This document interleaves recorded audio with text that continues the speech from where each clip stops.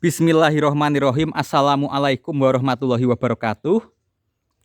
Kali ini kita sedang berada di Desa Ngindeng, Sawo, Ponorogo. Jadi ini adalah desa yang berada hanya kurang lebih 3 km dari Waduk Mendo ya. Sangat dekat. Di desa ini ada Museum Jenderal Sudirman ya. Sampai-sampai masjidnya disebut Masjid Jenderal Sudirman. Dan di utara masjid ada patung Jenderal Sudirman.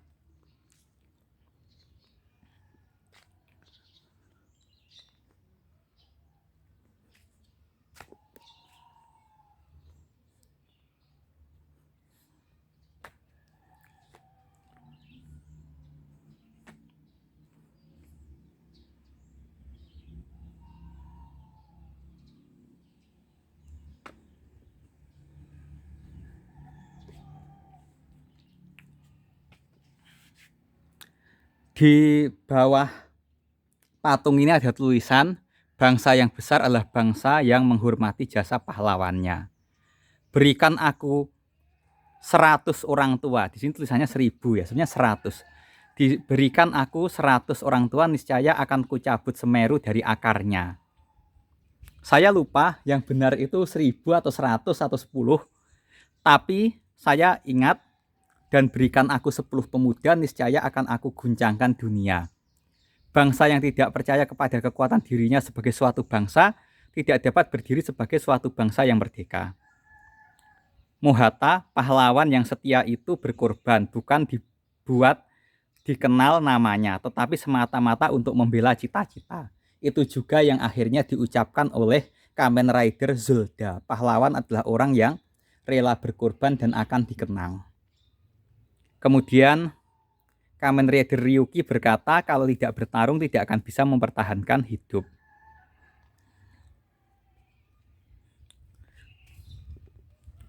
Ini ada pesan dari Ki Ageng Serang, Nyi Ageng Serang, Profesor Dr. Raden Suharso, Muhammad Yamin, Abdul Muiz. Sini masih kosong. Pesan Gubernur Suryo. Berulang-ulang telah kita katakan bahwa sikap kita ialah lebih baik hancur daripada dijajah kembali.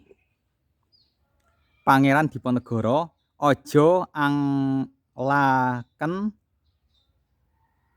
wong kang becik, lan ojo ambeciaken wong kang ala, lan ojo anganiaya wong akeh. Jangan menjelekan orang baik, jangan membaikkan orang jahat, jangan berbuat aniaya terhadap rakyat banyak. Muhammad Nasir. Untuk mencapai suatu harus diperjuangkan dulu, seperti mengambil buah kelapa dan tidak menunggu saja seperti jatuh durian yang telah masak. Jenderal Gatot Subroto. Jagalah namamu, jangan sampai disebut pengkhianat bangsa. Kapitan Patimura tua boleh dihancurkan, tetapi kelak Patimura muda akan bangkit. Cut Nyak Din. Dalam menghadapi musuh tak ada yang lebih mengena daripada senjata kasih sayang. Raden Arjeng Kartini. Banyak hal yang bisa menjatuhkanmu, tapi satu-satunya hal yang benar-benar dapat menjatuhkanmu adalah sikapmu sendiri. Itulah juga yang diucapkan oleh Timothy Ronald. Makanya sini adalah rumah keluarga Museum Jenderal Sudirman. Disebut Museum Jenderal Sudirman karena ketika Jenderal Sudirman perang gerilya dengan banyak pasukan, beliau terluka parah hampir sekarat. Disinilah beliau menginap ya. Kenapa beliau sampai menginap di sini? Karena untuk diobati lukanya. Maka kita lihat dulu nanti apa aja yang ada di dalam museum. Museum Perjuangan Jenderal Sudirman.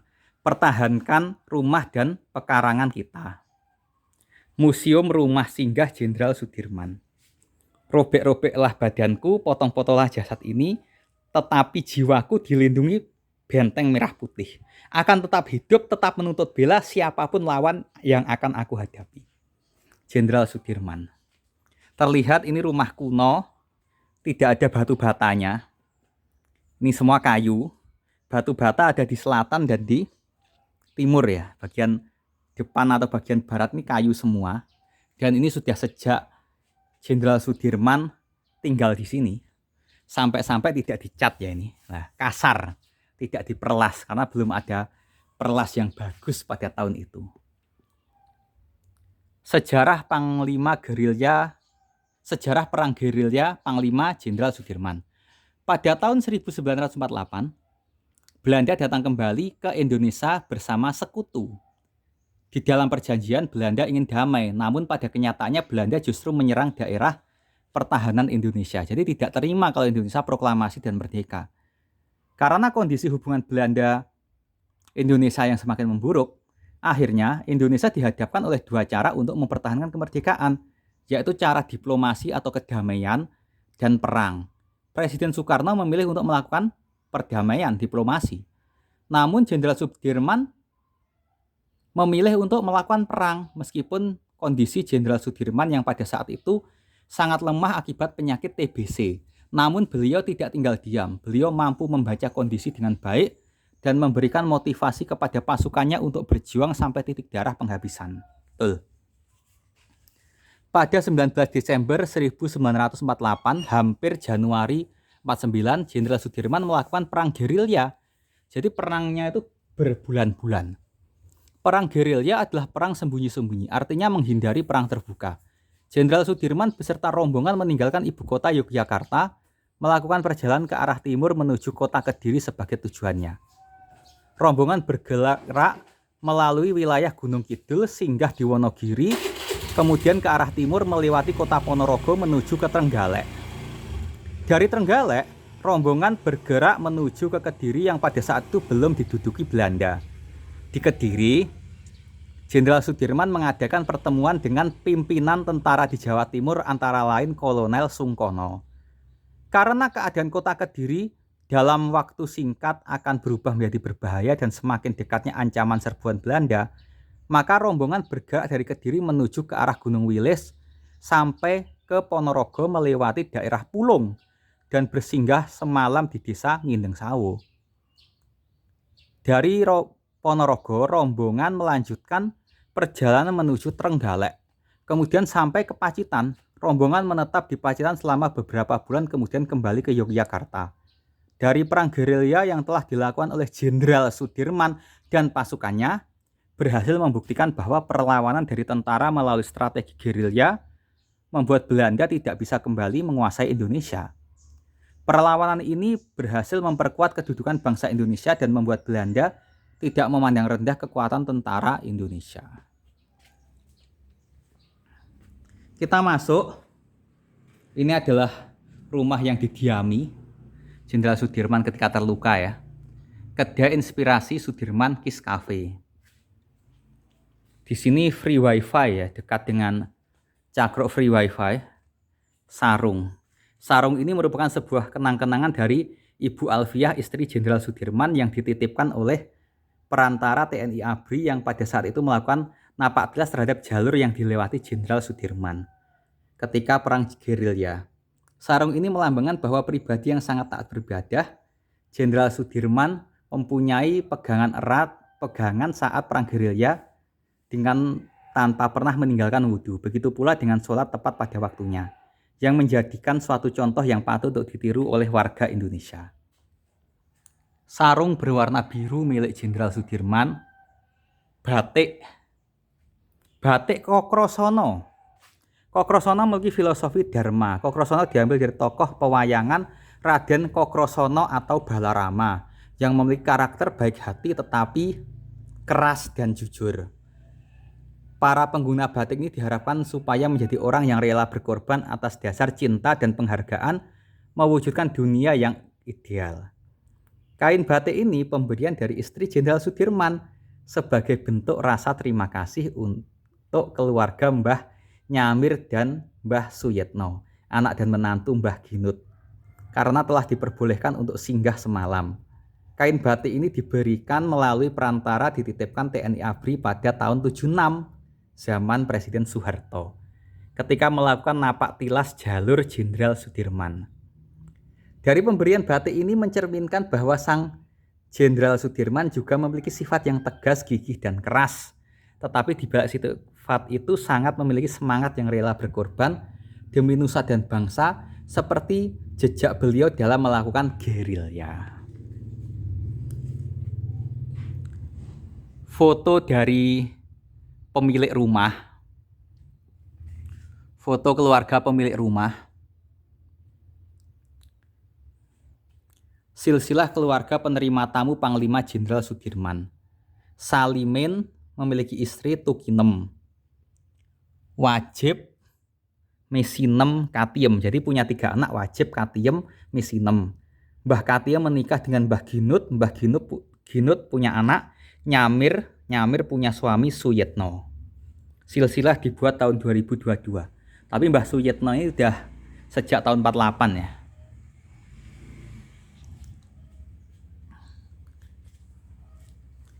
Selanjutnya kita akan masuk ke rute gerilya Panglima Besar Jenderal Sudirman.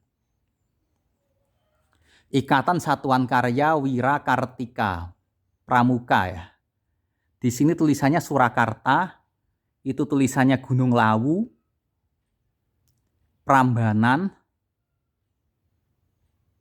Pajangan mungkin ya. Paruk, Patuk, Gading, Cari, Grogol, Karangmoyo, Ponjong, Karangbendo. Kemudian ini Pulo, Eromoko, Wuryantoro, Wonogiri. Jadi Surakarta, timurnya Surakarta, Wonogiri. Timurnya Wonogiri, Jatisrono. Timurnya Jatisrono, Purwantoro. Utaranya Jatisrono, Gunung Lawu, Sumoroto, Ponorogo. Kemudian ini Jetis, apa ini? Sandir. Maaf kalau salah ya. Sambit mungkin. Sawo. Dari Sawo ini namanya Tumpak Pelem.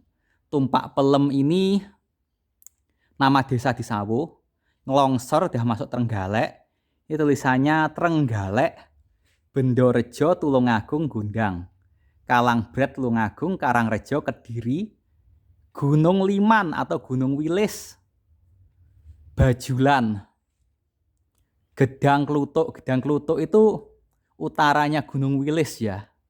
Jadi Nganjuk, Sawahan, Bajulan, Kediri. Oh maaf, Kediri. Gunung ini di antara 2 gunung, yaitu Gunung Liman sama Gunung Salam Jadek ini dilewati. Jadi lewat lembah di antara 2 gunung. Betapa susahnya ya. Kemudian di sini Wates, Seren, Jambu, Wayang, Sedayu, Banyutowo, Ngindeng. Jadi Ngindeng itu Sawo ke timur, agak ke utara. Utara timurnya Ngindeng namanya Gunung Tukul. Tulisannya begitu, guys. Terlihat di sini rute berangkat warnanya hitam. Rute kembali warnanya merah. Dengan mobil berarti ya naik mobil. Serangan pesawat terbang Belanda dengan dokar. Ini gambar tandu, jadi pakai tandu. Pendaratan Belanda, serangan udara. Oke, jadi Belanda akan turun pasukannya. Yogyakarta diserang. Yogyakarta ke selatan Bantul, Bakulan, Kresek kalau nggak salah. Kretek ini, Grogol, Parangtritis, Karangtengah, Kereta Kuda ke timur, ditandu ke timur. Kereta kuda lagi, tandu lagi, Semanu, Bedoyo. Pacimantoro, Wonogiri, ditandu, Eromoko, Wuryantoro tandu, Wonogiri tandu, Wonogiri lurus ke timur, Jatisrono, Purwantoro, Sumoroto, mobil. Jadi yang diserang 1, Ponorogo, 2, Wonogiri. Jadi langsung kantor bupati ya. Kemudian ditandu ke selatan, Jete, Sambit, Sawo. Kemudian ke Ngindeng, Sawo, Gunung Tukul ditandu terus, Dayu, Wayang, lewat utara ke Kediri, Karangrejo, Kalangbret. Tapi arah mobilnya ke situ. Apa saya salah arah ini?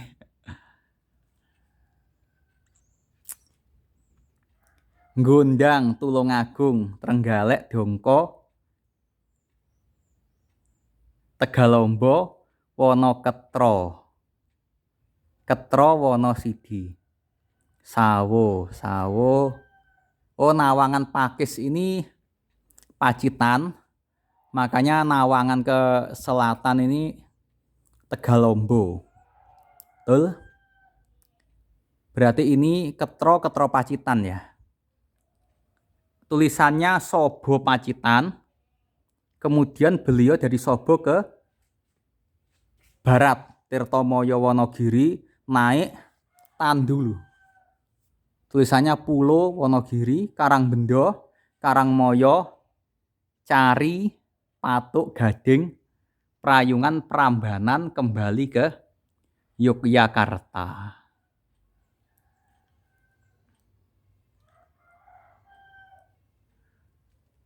Sangat sulit ya. Beberapa foto asli Jenderal Sudirman. Foto nyata, jadi ada tentara Jenderal Sudirman yang bawa foto, bawa kamera. Jadi ngevlog ketika perang. Piagam penghargaan dengan bangga dipersembahkan kepada Bapak Suyitno sebagai fasilitator gerakan Taman Kanak-kanak Sekolah Alam Bumi Langit Mulia Sabila, Napak Tilas Jalur Gerilya Jenderal Sudirman Rumah Singgah. Kisah pejuang Panglima Besar Jenderal Sudirman.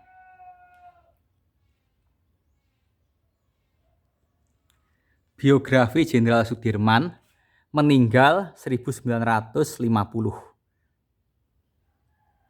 Pada 29 Januari 1950, Jenderal Sudirman wafat di Magelang.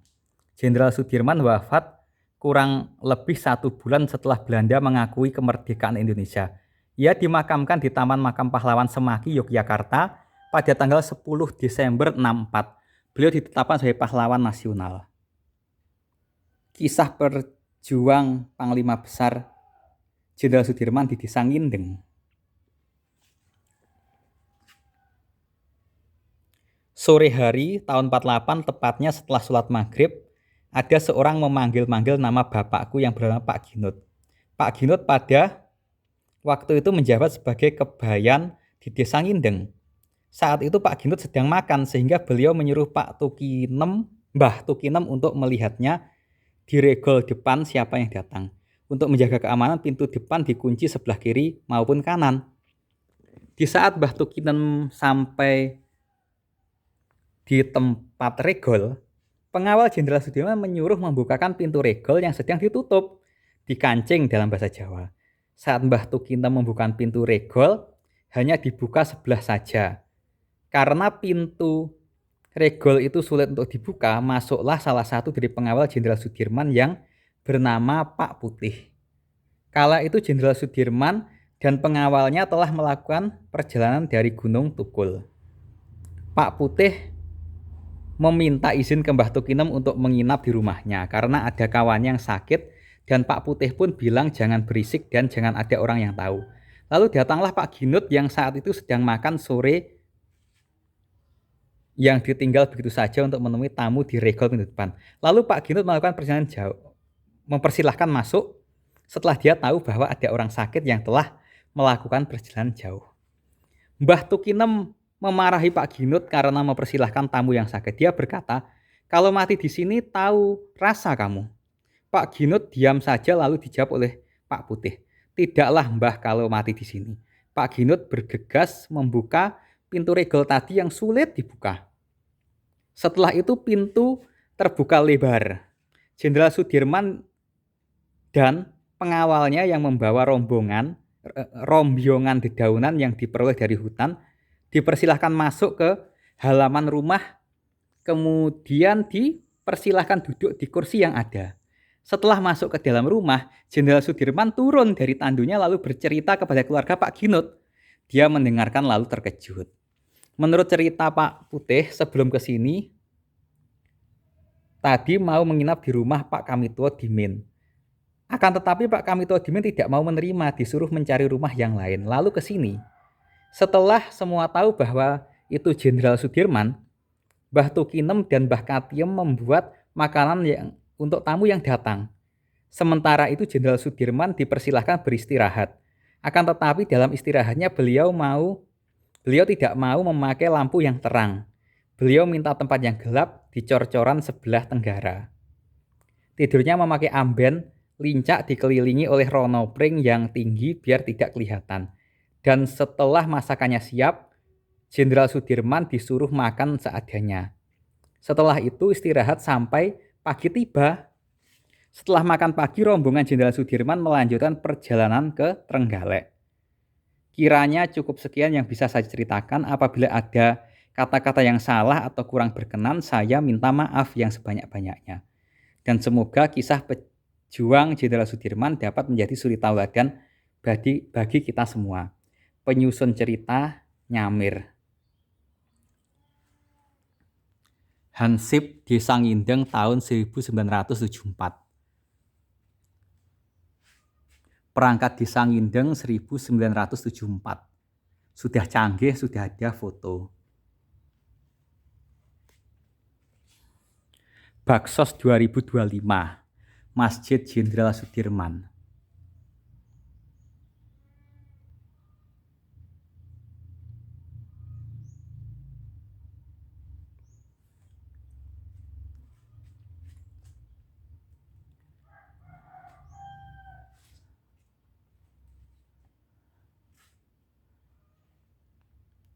Kunjungan dari sekolah.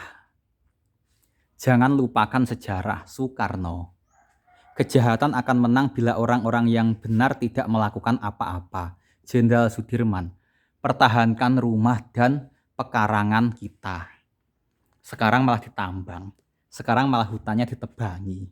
Nggak lagi jadi pekarangan.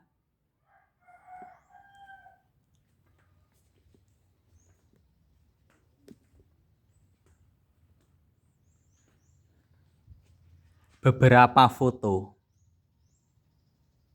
KKN selalu ke sini. Karena ini tempat wisata yang sangat bagus. Marilah kita semua datang ke sini. Lokasinya berada di dekat wisata Waduk Mendo. Berada di desa Ngindeng Sawo. Jadi dekat rumah, guys. Mesin tik tanpa listrik. Desa Ngindeng.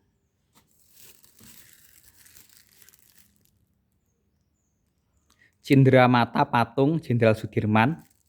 Ini dijual, bagi yang mau beli silahkan. Kalau saya belum mampu beli. Kendi. Jenderal Sudirman minum dari kendi ini. Plakat Jenderal Sudirman bagi yang mau. Sebagai bukti kita pernah datang ke sini.